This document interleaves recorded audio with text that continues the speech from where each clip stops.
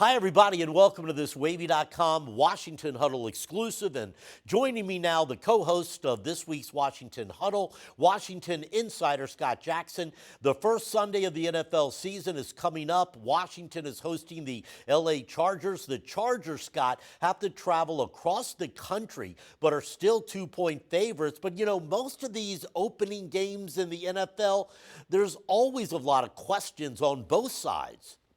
Yeah, no doubt. I mean, the Chargers didn't even play any of their starters, Bruce, in the preseason. They chose to be extra careful, want to be healthy. They got a brand new coach and Brandon Staley, who comes over from the Rams after 1 year as a great, defensive coordinator. Heck, he was only the James Madison defensive coordinator not that long ago. I mean, he's had an amazing rocket ship ascension in the NFL. As a head coach now, and is a very young coach. So there's questions on the Chargers side for sure. Washington's got their own questions. What is this offense going to look like with Ryan Fitzpatrick? Defensively, how some of the new pieces fit in will be interesting to see as well. But yeah, I mean, that's what week one's about. It's a lot of mystery. It's a lot of overreaction, the Monday after as well. And people, losing their mind over one game. And let's remember, it's 1 out of 17 now. So it's even weighted less than it was in the past, but it always feels better to win in week one.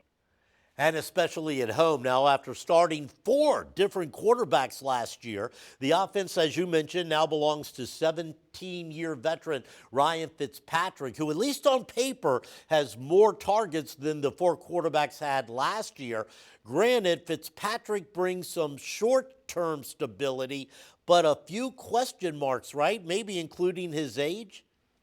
Yeah, I don't know about the age as much now. I mean, because maybe Tom Brady's ruined that, for everybody. You can't use it as an excuse anymore. But, Fitzpatrick actually has looked physically better and stronger. He's his arms stronger over these last few years in Miami. He's looked good. He moves well still. The thing with him is just protect the football. And that's the big thing. Last year, I mean, this was a team that was minus and the plus minus, the -4 for the season, which is, usually unheard of for a division winner. But again, the NFC East was so bad. But they've got to be better there. They got to take care of the football. They've got to score when given opportunities. They have to, be able to finish drives. Last year, remember, this offense didn't score a first drive touchdown, until week 17 when they played an Eagles team that was pretty much mailing it in at that point. So they've got to get off the quicker starts. And, it's still a mystery just because we didn't see a ton of them in the preseason on the field together. But I do think, they'll do some good things with Ryan. And he's a gamer. I mean, he finds ways to move the chains and make plays. He's just got to cut down on those mistakes. Yeah, they were pretty stagnant on offense, but I mean, let's face it, Ryan's going to have a lot more targets this year, including speedy Curtis Samuels joining Terry McLaurin if Samuel can stay healthy. And of course, if Logan Thomas continues to improve at tight end, and obviously Washington thinks a lot of him, they signed him to an extension, that should take a lot of pressure off of running back Antonio Gibson, who I know you like and who had a good rookie season last year. So, Scott, it looks to me like the offense overall could be vastly improved.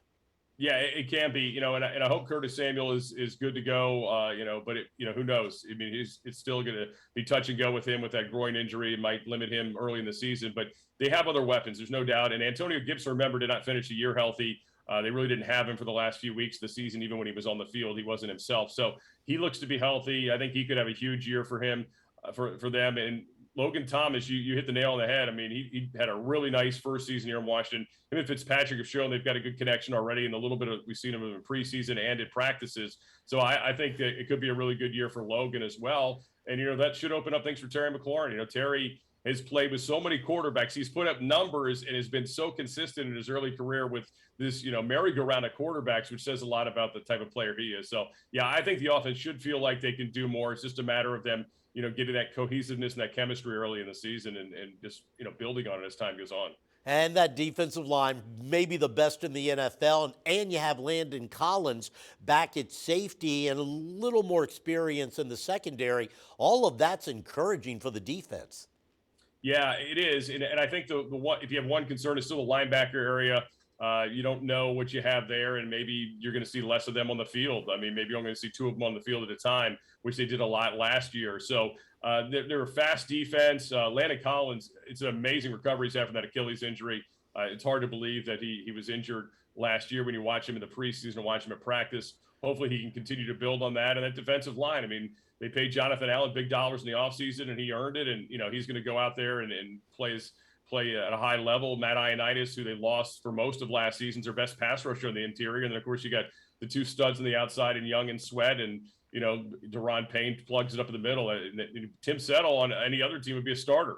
So they've got a ton of depth there. And that is the strength of this team. And those guys have got to really do a good job at, not only this week with Justin Herbert, but every week, because they're playing a lot of really good quarterbacks this season. I love listening to you. I'm so excited. I know the fans are. Scott Jackson, our Washington insider, he hosts the post-game radio broadcast of the Washington football team. Tune in for that every week and join us every Friday night at 10:30 on Fox 43 for the Washington Huddle.